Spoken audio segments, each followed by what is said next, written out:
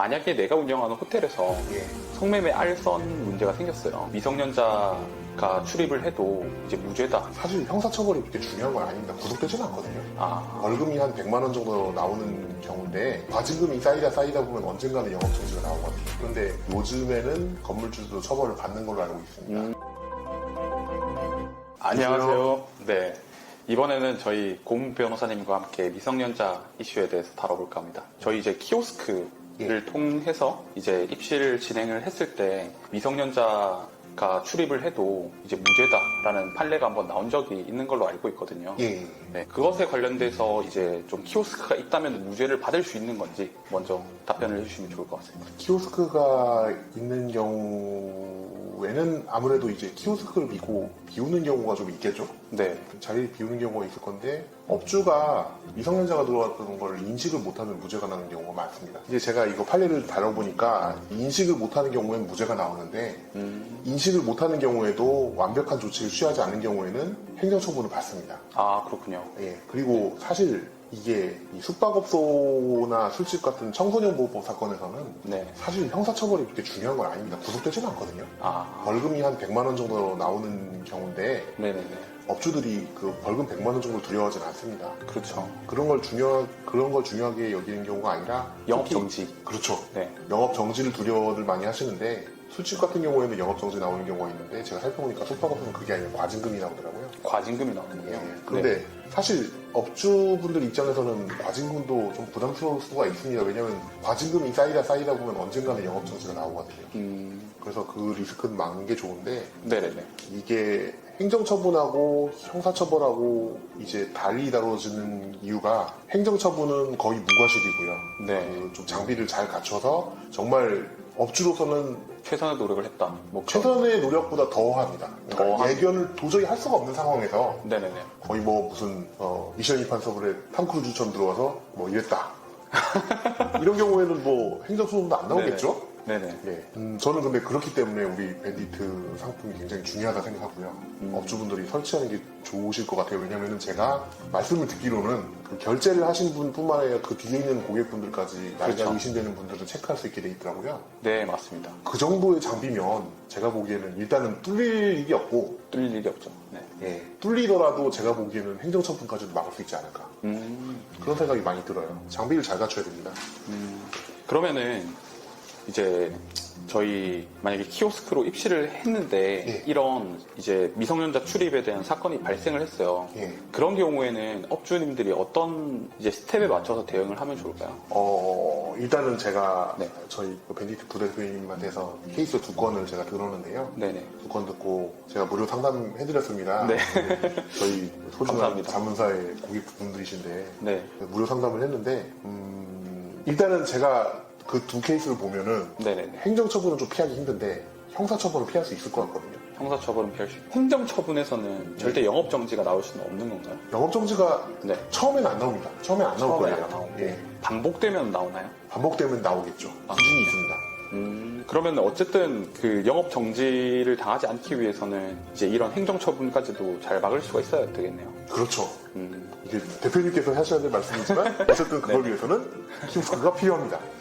저는 변호사님이 그래서 이런 얘기가 나오길 바랬습니다. 맞습니다. 저희 키오스크가 꼭 필요합니다.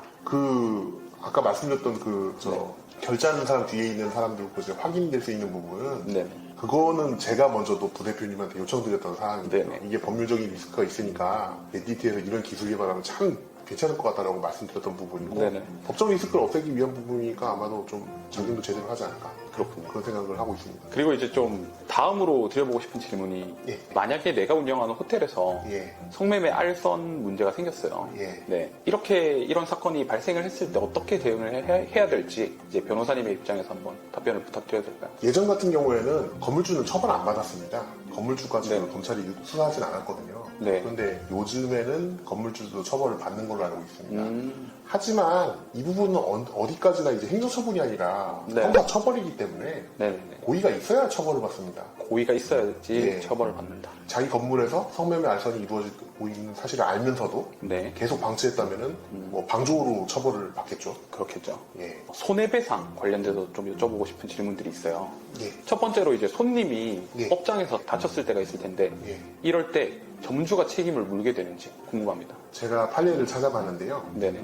물 청소를 제대로 안 해서 바닥에 물기가 고여 있었어요. 네네. 넘어진 경우인데 영업배상 책임보험이 인정이 됐습니다. 넘어졌는데 예. 그게 관리를 제대로 안 한 거니까요. 아, 법률적으로는 네. 이제 예를 들어서 이런 경우도 있죠. 뭐 노후화된 건물에서 전기 합선이 일어나서 손님이 다친 경우에도 책임을 지게 되겠죠. 왜냐면은 그거는 이제 민법 758조에 네네. 그 건물이나 공작물의 설치 관리상의 하자가 인정돼서 책임을 집니다. 그래서 그런 부분은 관리를 잘 하셔야 돼요. 그리고 특히 불법행위 책임뿐만 아니라 그 합선 같은 경우에는 아무리 건물이 낡았어도 그건 유지보수를 해줘야 되거든요. 왜냐하면 네. 그게 민법상으로 임대인이 목적물을 그 목적물의 통상의 용도에 맞게 제공할 의무에도 해당이 돼요. 네네. 그런 부분들은 항상 관리를 해야 됩니다. 그리고 이런 부분에 관해서 뭐 영업 배상 책임보험이나 뭐 주차장 배상 책임보험 이런 부분들이 있던데 네네. 제가 보기에는 그런 것들은 좀 가입을 하시는 게 보험 가입 잘 하시고 또 이제 건물 관리도 잘 하셔야 그렇죠. 이런 사태를 막을 수가 있겠네요. 일단 책임 소재가 애매해요. 그런 걸 다 고려해봤을 때는 영업 배상 책임보험이나 주차장 배상 책임보험 가입하시는 게 제가 보기엔 훨씬 더 편리한 거죠. 그러면 만약에 투숙객으로 인해서 예. 저희 이제 호텔에 누가 들어왔는데 우리 호텔에 있는 뭐 침구를 박살을 낸다든지 재산상에 이제 되게 손괴할 수 있는 여지가 있잖아요. 예. 그럴 때는 어떻게 대응을 해야 될까요? 그건 바로 형사고소해야죠. 아, 형사고소를 해야 예. 된다? 바로 형사고소를 해야 되고 그건 빨리 해야 됩니다. 빨리 하고 경찰들 출동해서 다 채증하고 이렇게 해야 됩니다. 예. 다음으로 드려보고 싶은 질문은 플랫폼에 달린, 그러니까 이제 저희가 예약 앱 같은 거를 쓰잖아요. 같은 걸 쓰는데 이런 앱들에서 이제 리뷰를 달 수가 있잖아요. 예. 한번 투숙한 숙박업체. 그렇게 리뷰를 달았는데 악성 리뷰를 막 달아요. 예. 이런 것들에 대해서 고소할 수 있는지 여쭤보고 싶습니다. 예, 가능합니다. 어. 가능하고요. 네네. 보통 허위사실만 문제가 된다고 생각하시는데 허위사실뿐만 아니라 네네. 진실한 사실도 위험성을 충분히 띌 수 있습니다. 다만 이 부분에서 문제가 생길 수 있는 게 네네. 그 일반 명예훼손이든 아니면 정보통신망법상 명예훼손이든 간에 그 공공의 이익을 위해서 표현을 한 공공의 경우에는 이익을 위해서. 이제 무죄가 되거든요. 네. 그렇기 때문에 이제 예를 들어서 뭐 일반 소비자로서 네네. 평가한 거다 뭐 이런 식의 방어가 가능할 거예요. 그렇군요. 가해자분들은. 네. 하지만 그럼에도 불구하고 이제 좀 이렇게 정도가 좀 많이 심하다. 특히 네. 이제 허위 사실 같은 경우에는 제가 알고 있기로는 판례가 허위 사실의 경우에는 이제 공공의 이익은 인정이 안 되는 걸로 알고 있어요. 네. 그런 경우에는 아마 형사처벌이 가능할 겁니다. 그렇군요.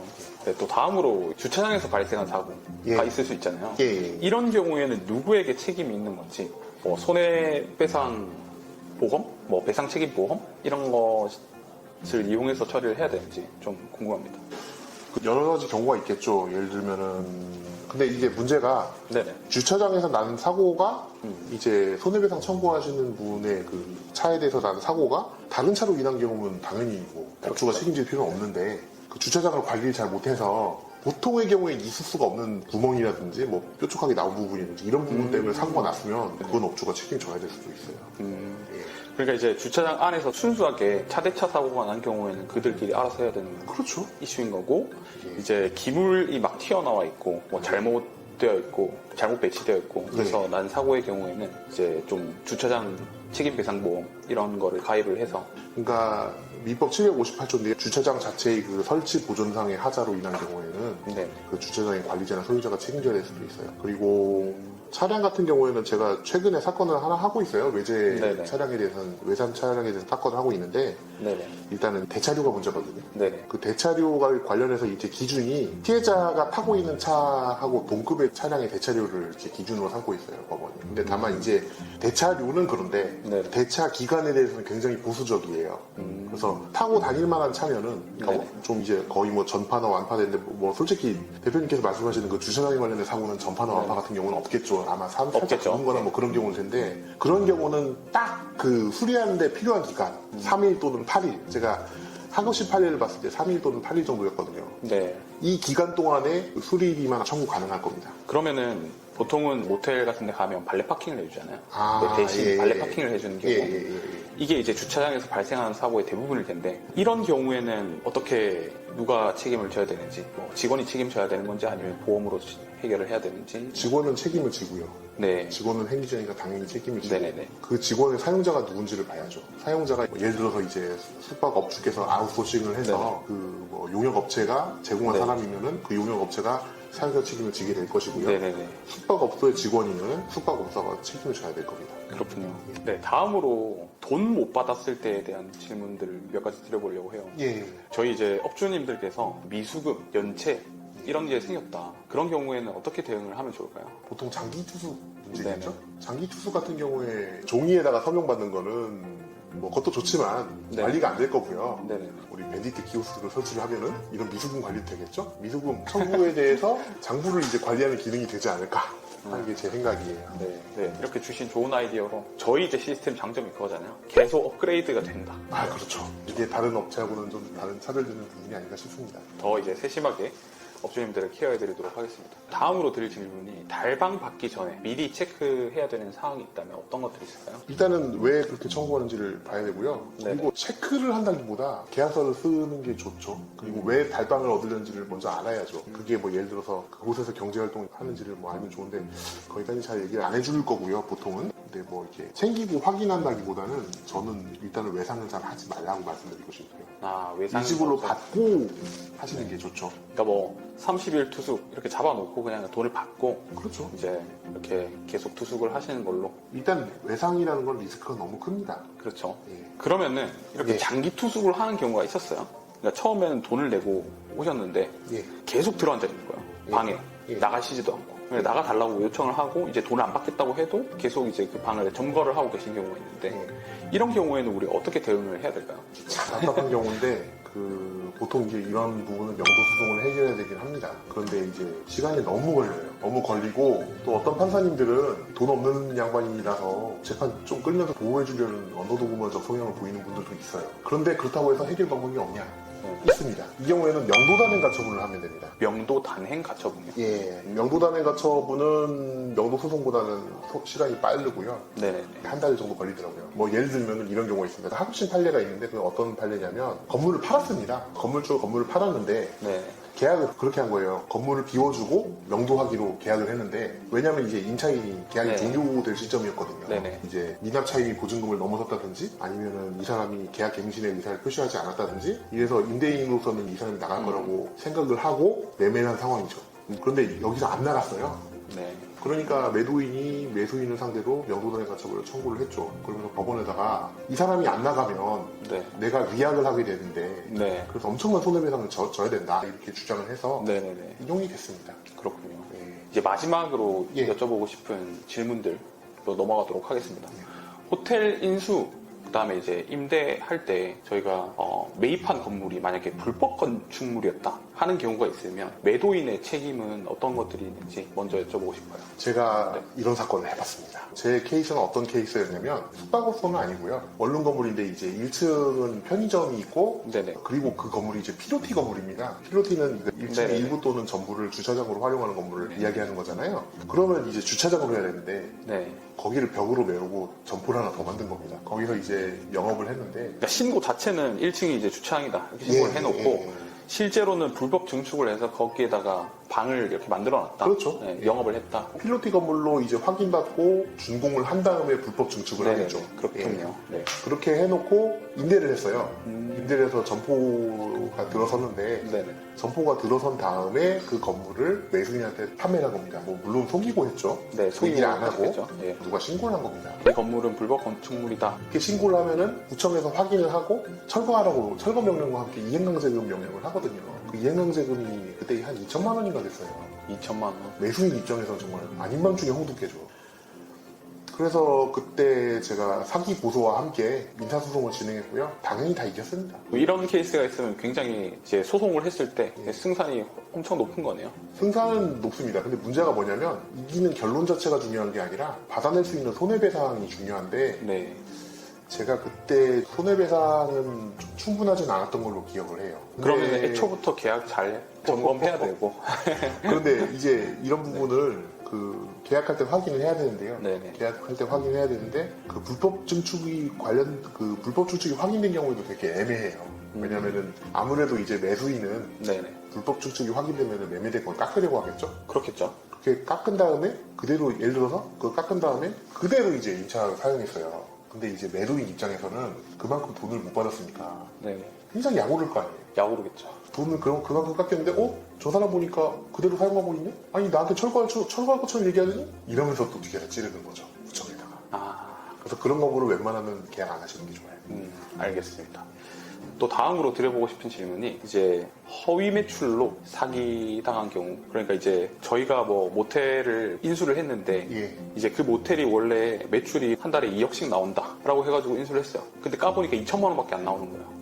네, 이런 경우에는 어떻게 해결을 할 수 있을지 여쭤보고 싶습니다. 그 매출이 얼마나 되는지에 대한 부분은 보통 계약 체계의 동기로 분류가 됩니다. 그리고 입법 109조에 동기에 의한 취소가 있는데 동기에 의한 취소는 제가 말씀드리면요. 동기로 인해서 취소를 하고 싶은 사람이 있고 네네. 취소를 막아야 되는 사람이 있잖아요. 취소를 막아야 되는 사람 건을 제가 2건을 해봤고 취소를 해야 되는 사람을 2건을 해봤어요. 네.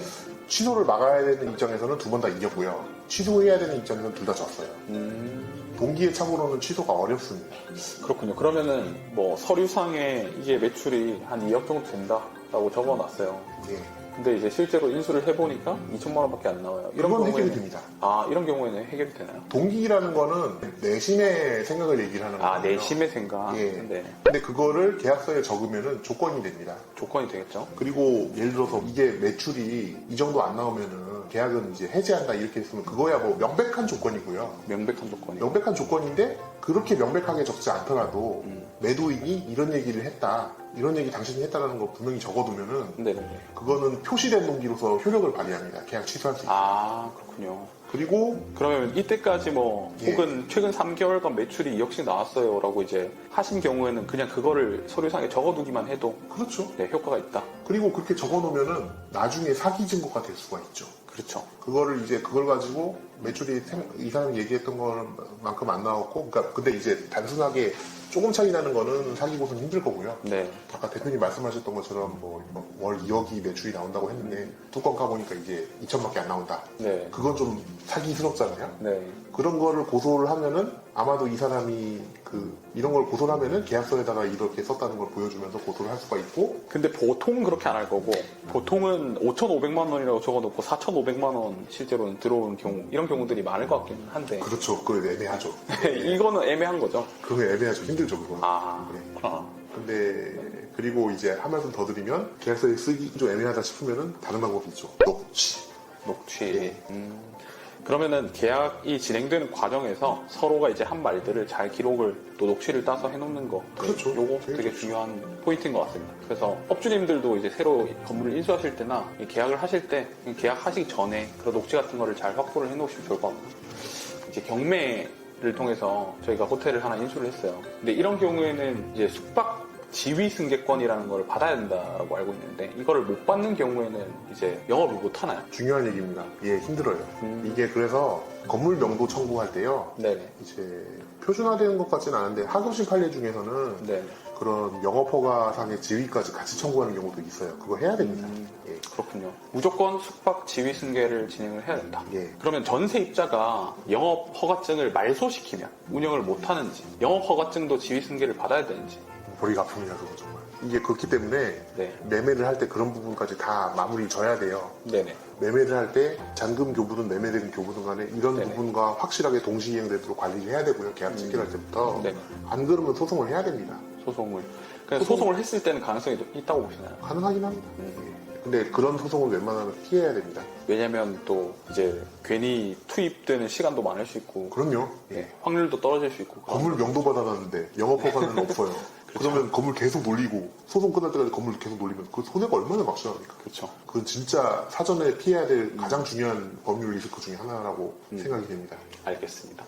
5번째 질문인데요. 예. 이제 임대인의 수선 의무라는 예. 게 있잖아요. 예. 이걸 불이행했을 때 예. 어떻게 해결을 할 수 있나요? 임대인의 수선 의무는 이행을 해야 되는 부분이죠. 임대인의 수선 의무라는 게 다른 게 아니라 건물을 통상의 용도로 사용할 수 있는 네네. 게 유지를 하는 거거든요. 네네. 그런 거는 임대인이 당연히 해야 되는 거고요. 네. 법률적으로 이걸 이행을 안 하면 이제 임차인도 차임을 지급하지 않아도 됩니다. 동시행 관계 네. 있고요. 그리고 근데 이제 그 수선 의무라는 게 아까도 말씀드렸다시피 통상의 용법에 사용할 수 있게 하는 거거든요. 그러니까 건물의 연한이 낡았으면 그 낡은 정보에 맞게 통상적으로 사용할 수 있게 하는 거기 때문에 그게 큰 수고를 들여서 해야 될 의무는 아닙니다. 그런 부분은 임대인 그 업주들께서 챙기셔야 되겠죠.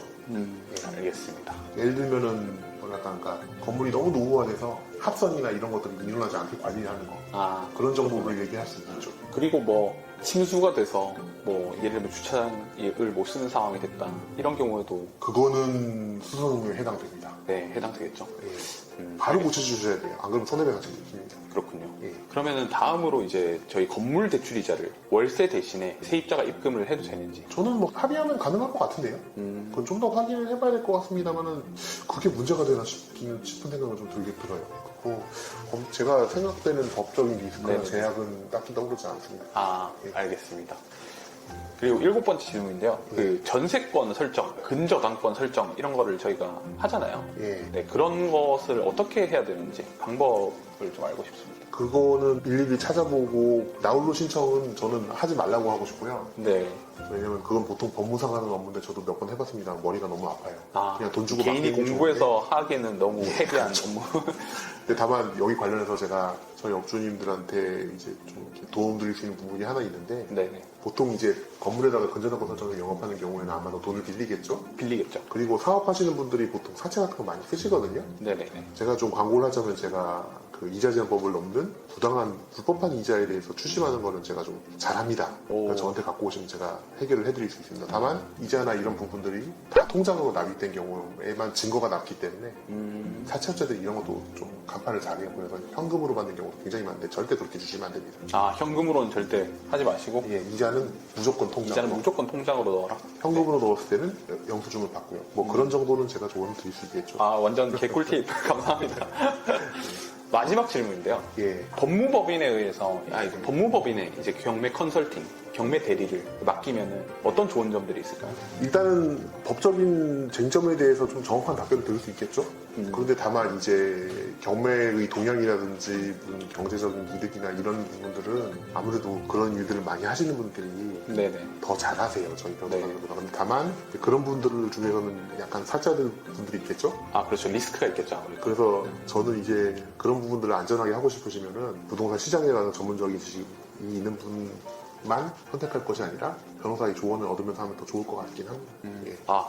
오늘 긴 이제 내용으로 변호사님과 이야기를 나눠봤는데요. 오늘 다뤘던 법률 지식들이 또 이제 숙박업을 창업을 하시는 숙박업 창업주분들, 그 다음에 숙박업을 운영하고 계시는 경영자분들께 많은 도움이 되길 바라면서 이제 컨텐츠 종료하도록 하겠습니다. 오늘 고생해주신 변호사님 감사합니다. 감사합니다.